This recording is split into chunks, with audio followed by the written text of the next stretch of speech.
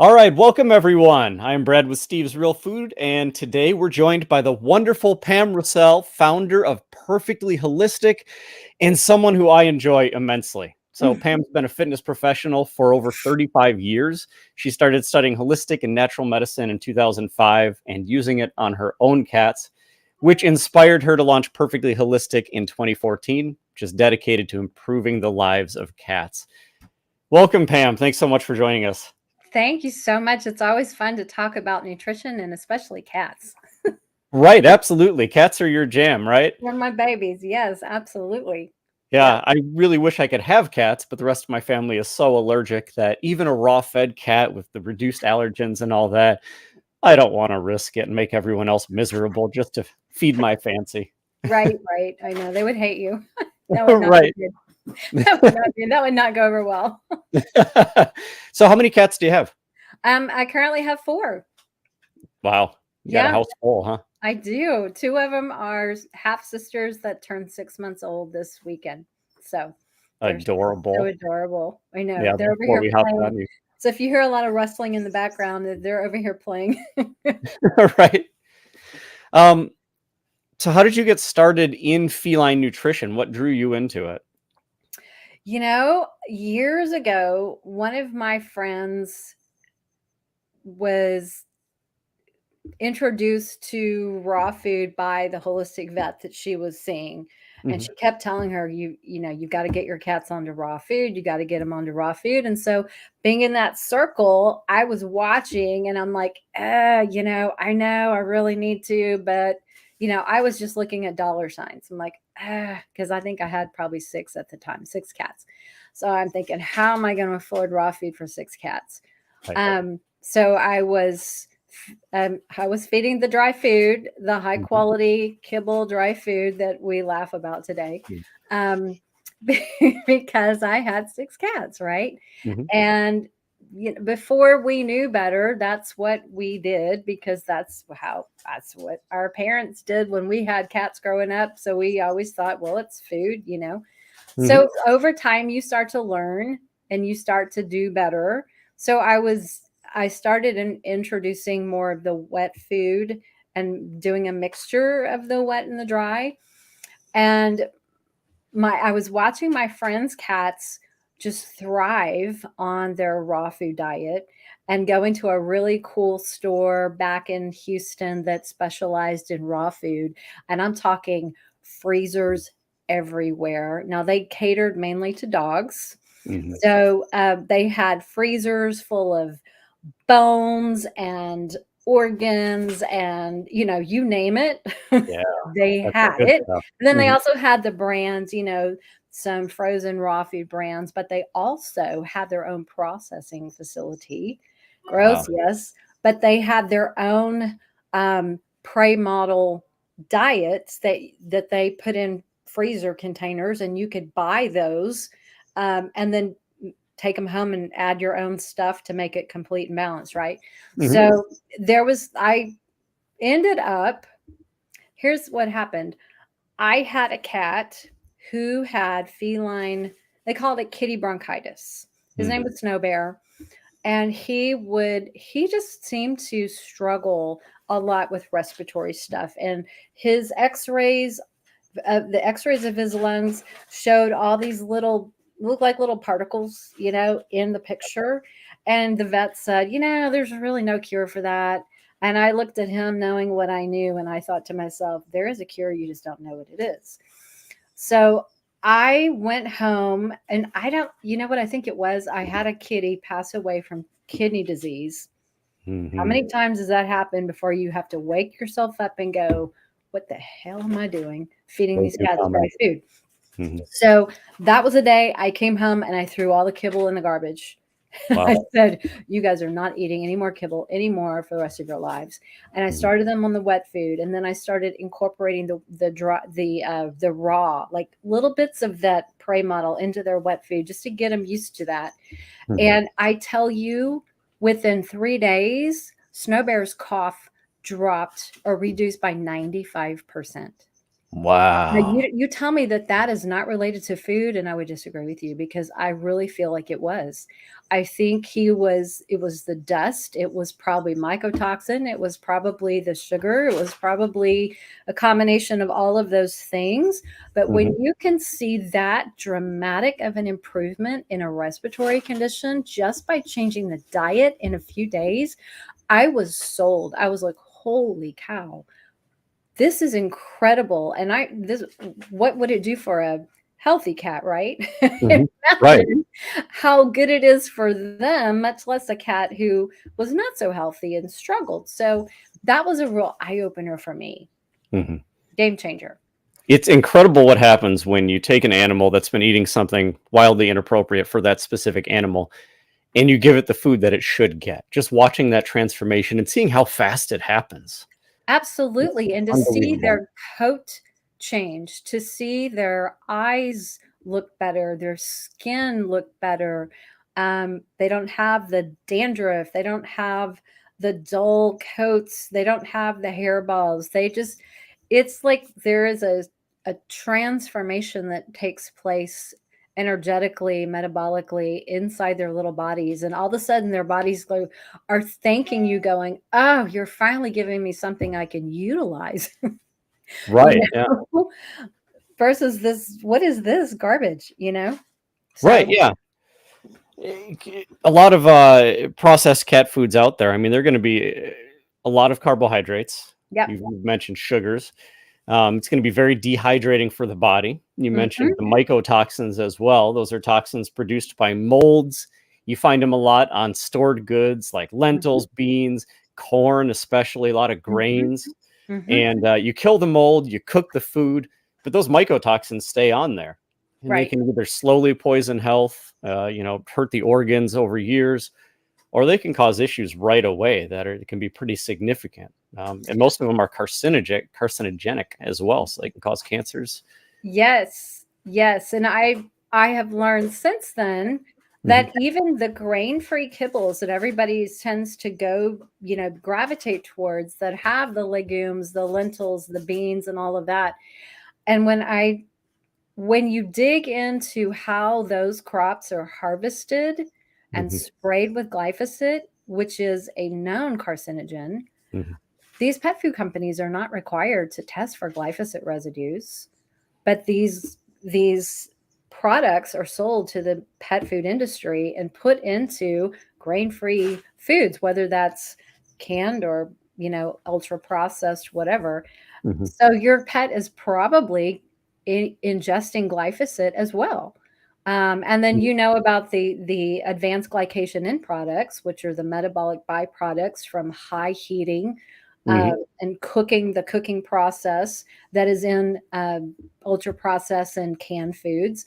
So when you start to peel back the layers of the reality of the foods that we've been feeding our cats, it's there's a lot of guilt, right. At Yeah. first, we're like, "Oh my god, I didn't know." Yes, we didn't know, but once Right. you know, you can start to make better choices, Mhm.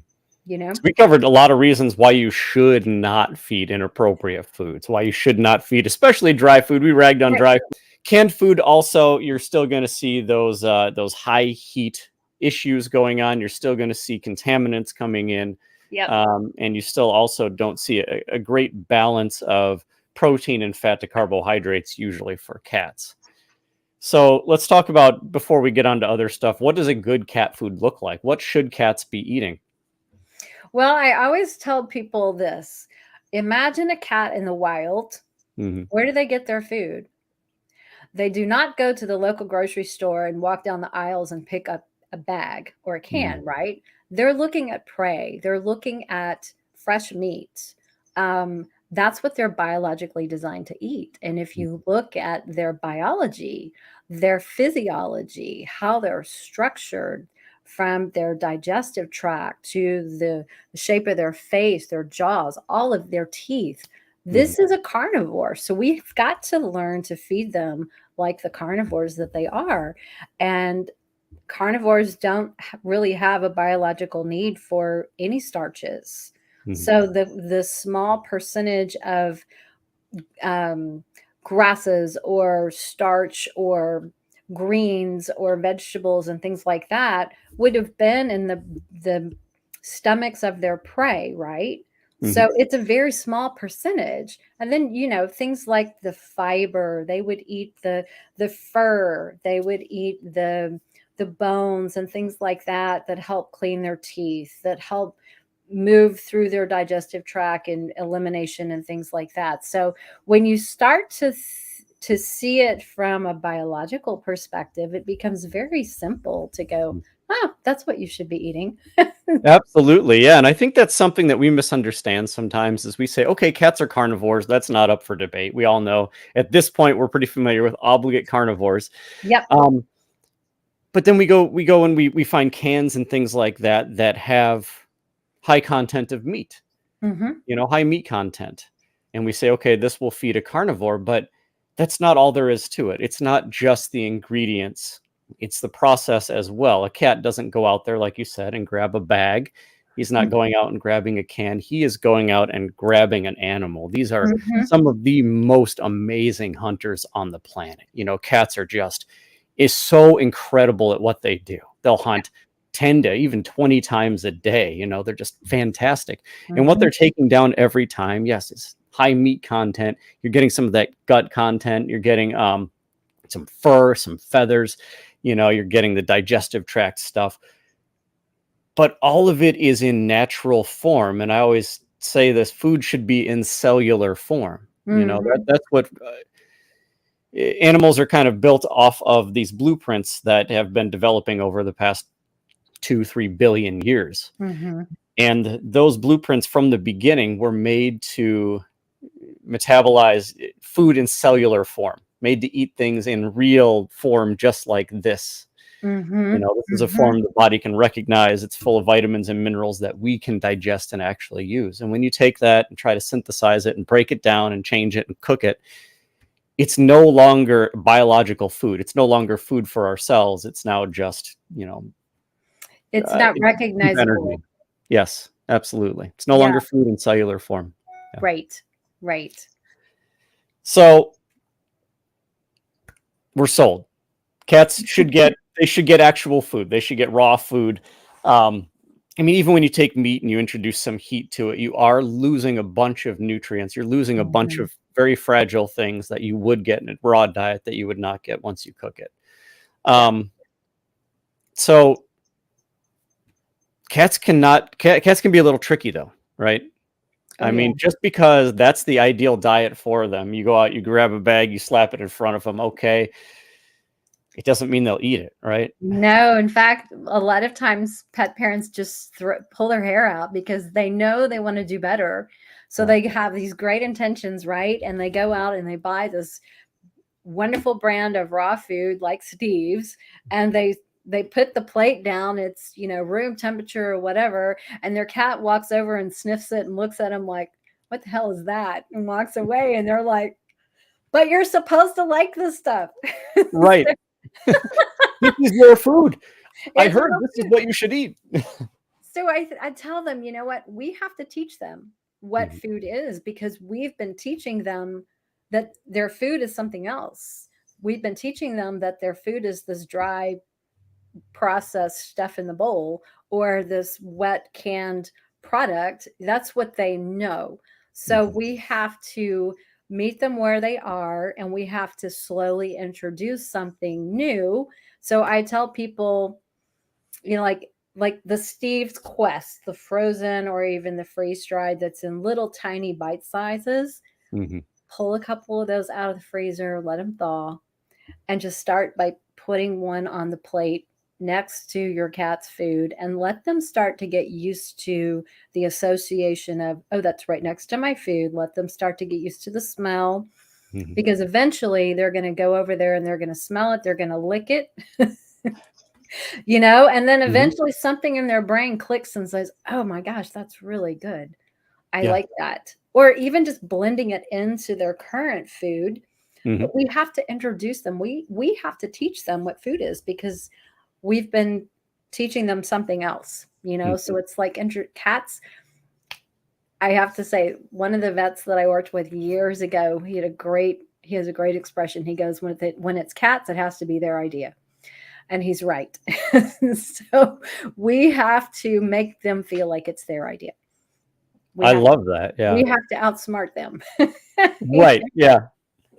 Um, and I love how you pointed out just setting a few nuggets on the side of the plate. Take them out, Mhm. thaw them out, set them on the side of the plate. No pressure, cat. Just Yeah, sit don't here. pressure us. Because at first it's weird, and everything new is weird at first, right? You're like, Mhm, I mhm. don't know. I got kids, so I put new stuff on a plate, and they're like, I don't know what Like, that is. I'm That not looks eating weird. that. Yeah, I'm not going to try that. But Mm-mm. eventually, if it's presented often, the new starts to become familiar. Yes. And your Yes. cat's a lot more likely to, like you said, give it a lick, give it a try, and say, "Oh man, this is Mhm, good." Yeah, mhm. their body Yeah, can absolutely identify or analyze that and say, "Oh, there was some stuff in there that was good. I like that." Brain, eat more. yes. And even if you have to entice them by crumbling some of their kibble on top of this Mhm, something new, or a food topper, a freeze-dried single source treat of some kind that you can crumble on top, whatever their favorite go-to thing is, we have to entice them. Some, mhm. bribery works sometimes. So whatever it takes, we have to get really creative. Uh-huh. But one of the most important things you can do if you are still feeding dry food and you want to make this transition is you have to pick up the all day buffet. You just do. Cats, if they know that there's an all day buffet and they can come and go and graze all day like cows, then they have zero incentive to eat when you put it down in front of them Mhm. later. They're like, no, I'll just go back to my all day buffet. Yeah. So we have to be smart about how we transition, and we have to understand that cats are not designed to be grazers. Mhm. Like you were describing, they hunt several Mhm. times a day and then they rest. Yeah. It's sometimes they don't catch something, but they'll go out and try several times Mhm. a day. But cats may go 12 hours without eating something, but I think that's a good thing sometimes because it gives their digestive system time to rest, Mhm. and that's when they're building new tissue, that's when their bodies are healing. Um, if they're constantly eating all the time, their metabolic system never gets a break. Mhm. And I love that you mentioned that, a small break from eating is really good for the gut. I Mhm. do also want to piggyback on that for cats. Never try starvation as a No, transitioning technique, though, because it simply won't work. no, They'll put up a wall, they won't eat, and that can become an emergency really fast with yeah. cats. Within a few days, not Mhm. within 12 hours, but within a few days, that can become a problem. Yeah, they can be martyrs. Mhm. Yes, absolutely. They will still stick to their guns, They 100%. will. Yeah. So try to make it familiar, trick them into it a little bit, roll, like you mentioned, crumble some of their kibble onto it, add some of their favorite treat to it to entice them to eat it, entice Mhm. them to give it a try. Once they will eat a little bit of it, what do you recommend doing from there?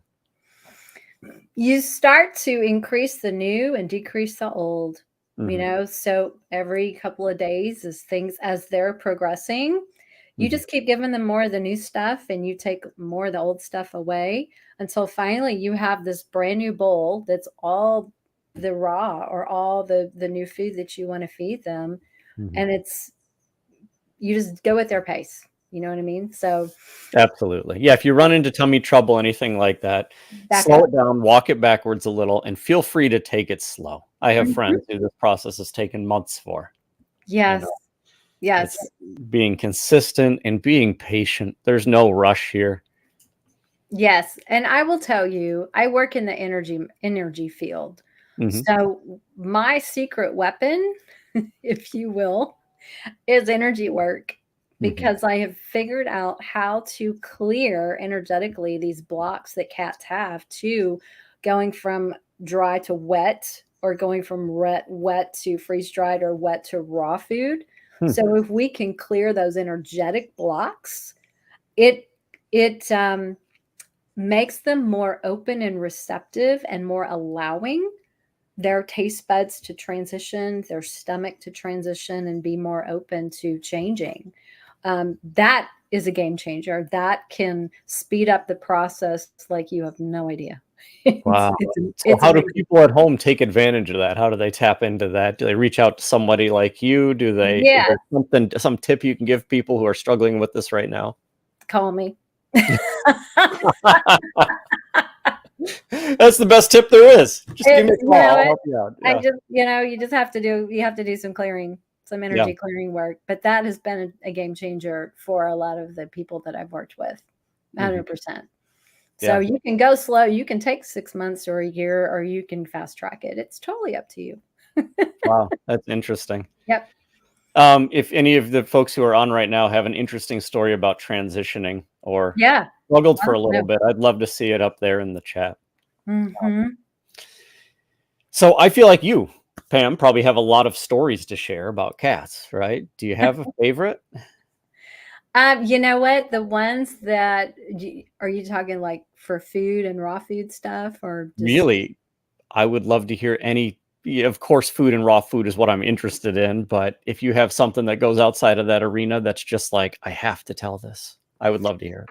well, like I shared Snow Bear's story because I want people to understand how Mm, foundational proper nutrition is and what a mm, game changer it can be if your cat has a condition of some kind and you haven't given the raw food or a better quality diet an opportunity to present itself.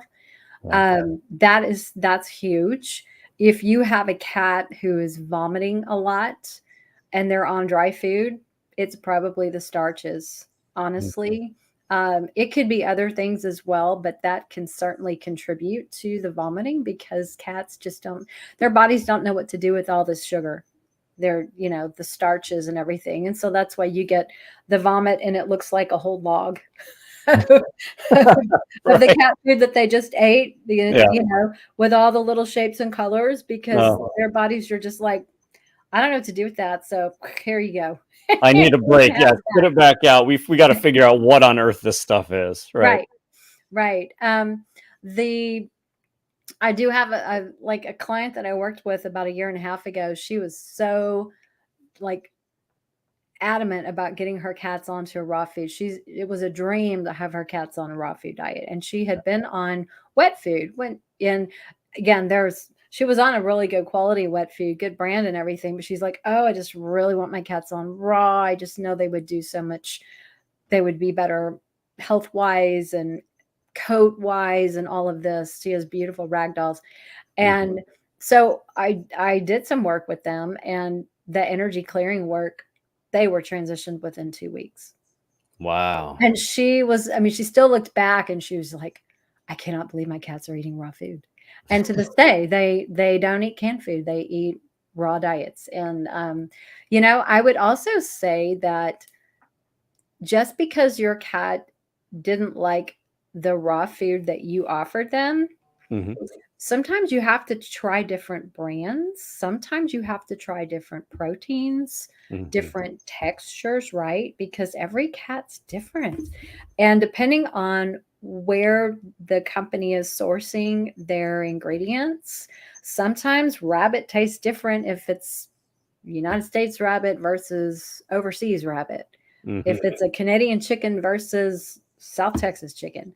So they may have just different tastes, similar, but your cat may just need to go to a different brand.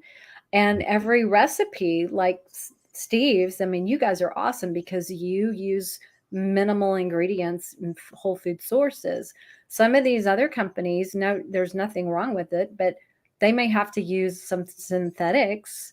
Mhm. Sometimes the ingredient, maybe there's an ingredient or two in this recipe that your cat just like, well, I just don't like that ingredient, but you don't realize that. Mhm. So trying different brands, and I know that can be expensive. So if you can find a small bag, don't invest in a big bag, but buy the smallest bag you can and Mhm. try it, because Mhm. every recipe is going to taste different based on what's in there. That's a great point, and especially when you're first bridging the gap for a cat Yeah. from wet food to raw or Yeah. from dry food to raw. Yeah. Um, you may have to move around a little bit to find one that they'll try. But if you have one at home right now, again, also be patient with it. You know, take your time with it. Keep Yeah. trying it for a little while. Sometimes it takes a little while for that new to become familiar. But I agree. Yeah, if it's like, man, I just feel like this is going nowhere. Try a different flavor. I just tell people don't quit. You will want to quit before your cat will quit, because your cat will 100%. Yeah. just, they can be a martyr like we were talking about. So Mhm. you have to have it in your mind that you are determined and you are patient and that you can outlast them. So we just have to be creative, right? We have to be consistently trying and always trying to take a step forward. Even if you take a step forward and have to take a step back, just Right. keep going, because I guarantee you will get there. Like you said, some cats take 6 months, a year, some cats take weeks, some cats take days. Right. Every cat's different. Mhm. So I heard this is a cool story. Dr. Amaya Espindola from Spain. She's a cat vet. She's amazing. But she and I were talking one time, and she said a lot of times we were talking about raw diets and nutrition and all that. And she said so many cat parents get so anxious about the whole process of transitioning to better foods, better diets, raw food Mhm. specifically. And so when we are putting all of that energy, this anxiety and stress over their food as we're preparing, and we're thinking to ourselves, what if they don't like it? Oh my gosh, I'm spending all this. It's like negative chatter, negative energy going into that bowl. And then Mhm. you put it down in front of them, and the cat's looking at you like, what's wrong with it? If And you're you're that sitting there nervous watching about them. Are they going to eat it? Are they going to what's eat it this wrong time? with it? Yes. So I think it's important as cat parents who want to make these transitions that we have to check our energy at the door. Right. We Right. have to put as much love into that bowl and positivity. And I think if you can go into it with this set your intention, like, I am transitioning my cat to a raw diet.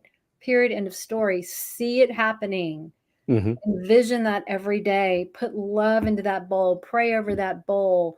Whatever you have to do to have that positive mindset, because that energy just permeates the Mhm. bowl, the food, the experience, and then you put it down and you don't sit there and hover or like look Right. around the corner with the anxiety, like, are they eating it? Are they eating it? Yeah. You put it down and walk away and go, you know what? If they eat it today, they do. If they do, if they don't, okay, we'll just try again next meal. We just have to have that positive expectation, because if you go into it thinking it's not going to work, you're right. I love that. Yeah. And I love the point you made. A watched pot never boils. You know, I guarantee when you were feeding your cats before you started transitioning to raw, you didn't set it down and sit and wait for them and watch to see if they ate it No. expectantly and with your heart pounding. You set it down, you probably went off and did something else. And so Yeah, when you're because you're like, I transitioning, got stuff to do. Here's your food. I same got to thing. move on. Right. Absolutely. I don't need to operate your mouth for you. You do it. Here's your food. I'm going off to do something else. Yeah. So yeah, remember Yeah. to detach. Yeah. So, yeah, I think it's important to just remember what kind of energy we're putting into it. Yeah. Because our I love cats that. are little energy sponges, and they will pick up everything They're for very good or for sensitive. bad, you Yeah. know? So, what should cat parents look for in a cat food? If they're looking at raw cat foods, I mean, there are a lot of great raw cat foods out there, but Mhm. there are probably some things that you don't really like to see as much. I'm curious, what do you look for? What are your favorite things to see? We won't focus on the negative. What's your favorite things to see? I like to see a very small ingredient list Mhm. and whole food ingredients as much as possible. So if you're turning that bag around and reading the label, if you see a very long ingredient list, there's probably a lot of synthetics in it, Mhm. or a premix to some degree that was added to that food. It's not to say it's bad food, but if you want to go more of a food-based nutrition for their vitamins and mineral content, things like that, then the shorter the ingredient list, the better, and words that you can actually pronounce and know what they are. you know that would be one of my preferences. Mhm. But again, you know what? At the end of the day, your cat has to eat it. So if Right. your cat likes the one with the longer list and the premix in it, great. Start with that. Start with that, and then over time you can introduce different brands, different types. And I think it's good, Brad, also to rotate, right? Mhm. So 100%. Yeah. rotate your brands because God forbid your cat will only eat one flavor of one brand. And what happens if they discontinue that? Or if it changes, or if Or if it seasonally it changes. changes. Between harvests, flavors change a little bit, Yeah. nutrient profiles shift just a small amount. Cats can be sensitive to that. So I Yeah. totally agree. Help your cat become flexible. Yes, Mhm. absolutely. And it builds their nutrient diversity in their microbiome. Mhm. So we can broaden their palate, we can broaden their microbiome at the same time, which is wonderful. Mhm. Um, as far as other things I love the mom and pop companies, the small companies like Steve started, like other small companies versus the big pet food companies that spend all their money on marketing and TV commercials. I don't really like to support them as much because Mhm. their values may not be the same as mine. Mhm. So it's cool to when you can align with a company that has or shares some of the same values that you do, as far as how important it is to source, how they source their foods. What's their philosophy? Mhm. Do they want to be um, cutting corners, you know, to save a few bucks here and there on their product and their manufacturing? Or do they really want good, high quality organic ingredients? Um, those kinds of things are I are some of the things that I look for too. I 100% agree. So I ran stores before this, and for me, it always went beyond the bag. It was never just, okay, what's in the bag? What are the Yeah, ingredients? It's where are these coming from? yeah. Who is making this? What future am I voting for by buying this product? Mhm. I always say, the only way standards are going to get better tomorrow, we want better sourcing across the board, right? We want Yep. better sustainability. Oh my God, more eco-friendly foods and companies. And if Yes. we want that stuff, we have to look beyond the bag and support those who are doing well today. And I will add one more thing to that. What's their customer service like? Yeah. Because if you have a question about a brand that you're feeding, Hmm. and you call that company up or you send them an email and you ask if they have a nutritional profile, is that what it's called? Hmm. The Where they list, all of the nutrients that's in their food and their percentages and the amounts and things like that. How friendly are they? Are they willing to share information with you? Do they do third party testing, and how often, and things like that? Are they transparent when something goes wrong and they have to do a recall? Is that because the FDA came in and made them do a recall, or did they catch an error because of Hmm. sourcing or something in advance and they just let their customers know because they want to be transparent? So think about that when Hmm. you're choosing companies that you support too, because I think that says a lot about who you're supporting. Yeah. Feeding your pets, just like feeding your kids, is a very trust-based process. Absolutely. And so you have to trust these folks. I Absolutely. totally agree with you. Yeah, I know several companies out there. You can't even get a hold of a customer service person. They're just like, No. it doesn't exist. You send an email. Good luck getting a response. And Right. that's something we're really proud of, actually, at Steve's. We have an amazing customer service team. Uh, Yes, and I actually did reach out to one of the, I'll say, reputable companies that's been mhm, around for many years because I had a question about the percentage of animal protein versus vegetable protein or plant protein that they mhm. used in one of their wet food products, um, concerning legumes, and they wouldn't give me an answer. Wow. It wouldn't give me an answer. I was like, "How? What percentage is this?" Because you're just lumping all of your protein as a total protein, but I know based on the ingredients in here that you're including some of the protein amount from the plant product, and it's not all animal protein. And they wouldn't give me an answer, and that was very disappointing. I'm Mhm. like, hmm. Okay. Thank you. Transparency is a big thing. Trust. It all comes down to trust. It really does, because at the end of the day, they're our babies. Yes. We're putting our babies' health and well-being in their hands, basically based on what we're feeding them. Mm-hmm. So yeah, I mean, we care. We care so much. We would do anything for these cats. You know, Right. Yes, I we know. just we just want them to have the best quality health and life that they can have. And nutrition is such an important part of that. It's foundational. It is. Absolutely. It's one of the most important pillars, which Yep. I'd like to talk about next, a few of the other ones, just right before we sign off, because we're going Yeah. long today, and that's fine with me. I always love to chat for way too long. Oh, it's fun. Oh, Fred, you got to cut it down. It's too long. But there's so much to talk about. So before we go too far, I did Yep. promise I would give away a bag of Quest to some lucky cat parent. And Yay. so right now, before we discuss our next point, if you would like to be entered in that drawing for a free bag of Quest, just comment on this video right now. And in just a little bit, once we've collected some comments, I'll do a drawing and we'll see who gets to take it home. Awesome. So as we're waiting, besides food, what are a couple other important things that we need to think about to help our cats out? You know, I would suggest thinking about what kind of proactive wellness that you can incorporate, adding fresh foods into their diets, omega-3s, you know, supplements, maybe pulsing some milk thistle, probiotics, things like that. What can we do to add to their bowl? If you're not fully able to do some raw food, how can we benefit the current food that they're feeding? How can we add something fresh and healthy into that bowl?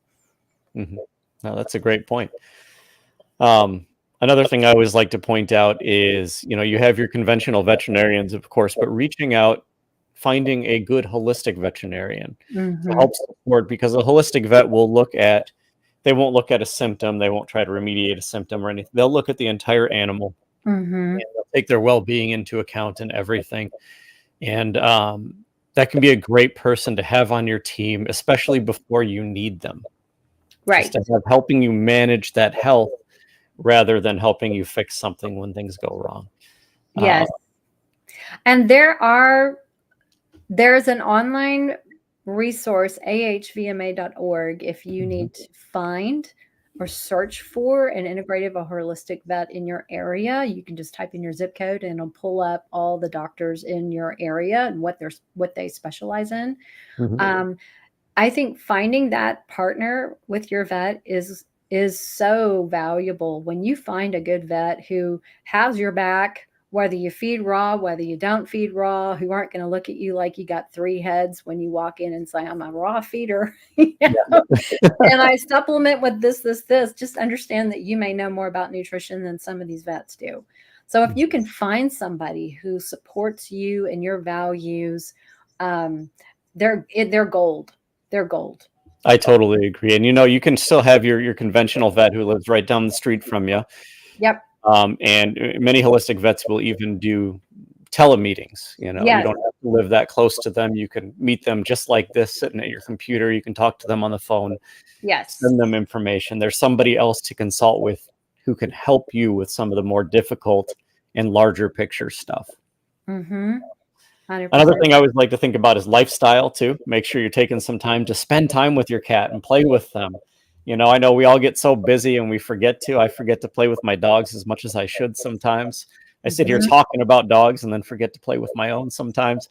So, providing that good lifestyle, interacting with them, having some fun, giving them some hunting opportunities to exercise their senses. I think that's another really important pillar for cats. Enriching. Oh, absolutely. Absolutely. When we started, I have my two kittens in here and they're playing. Now they're all quiet, so they're probably sleeping. But yes, I mean, it's so important. They do have that hunt, catch, kill, eat drive, so we have to honor that wiring. You know, they're biologically wired a certain way, so they can get bored pretty easily. So yes, it may not be always convenient for us, but it's such a great bonding time if we can just carve out 10 or 15 minutes once or twice a day and just have a good play session and bond with them, you know, spend some time with them. They absolutely thrive on that connection. I totally agree. Yep. It's so awesome. All right, guys. So I promised we'd give away some food, and let's do it. I'm going to share my screen right now. This is always one of my favorite parts. Let me push some buttons over here. There we go.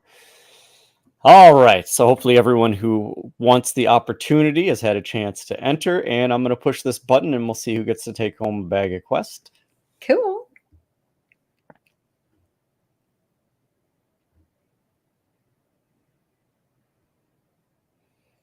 All right. Teeny Marie, congratulations. That is a great big cat next to you. Adorable. So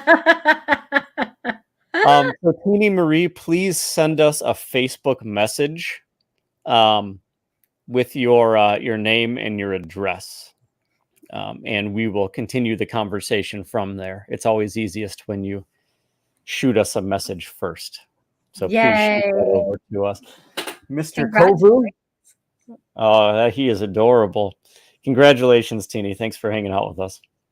Oh, that's awesome. All right. And thanks to everyone else for joining us today. This was a lot of fun. I love talking cats almost as much as I love talking dogs.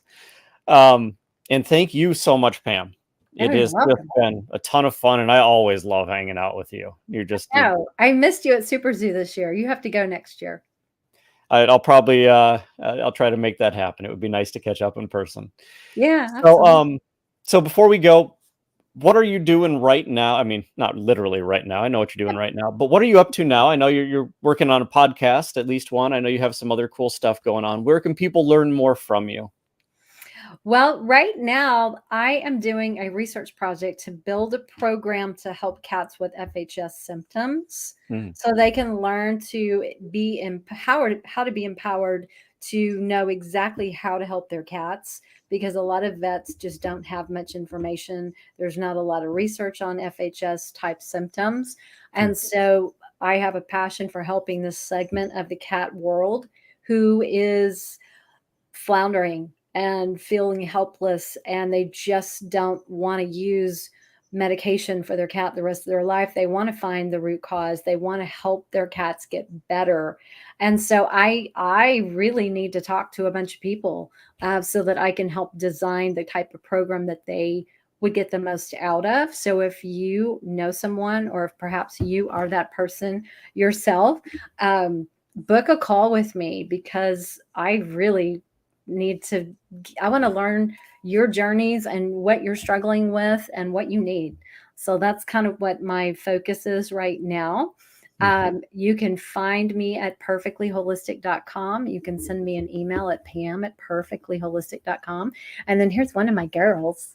She's one of my babies. Oh, Breeze. She should come say hi. So what are you doing? Say hi, baby. Hi, baby. There she is. She is so cute. She is so sweet. She's come to say hi. Right. I just wanted to stop by. Goodbye. Yeah, she's down here. But yeah, that's what we're doing. Very cool. We're putting together some more podcasts, the Pet Health Junkies podcast. We just met the other day and came up with a whole bunch of other topics. So we'll be putting together some more shows soon. Awesome. Well, I love that you guys are out there pumping out really good education, because I think that is just the battle right now. Is it's just education, getting really good information out there so people can learn more and learn to care for these animals the way we need. Because when you know better, you can do better, right? Absolutely. 100%. Yeah. Well, thank you so much, Pam. I've loved hanging out with you. Thank you, everyone who hung out with us, especially for the entire time. It was a lot of fun today.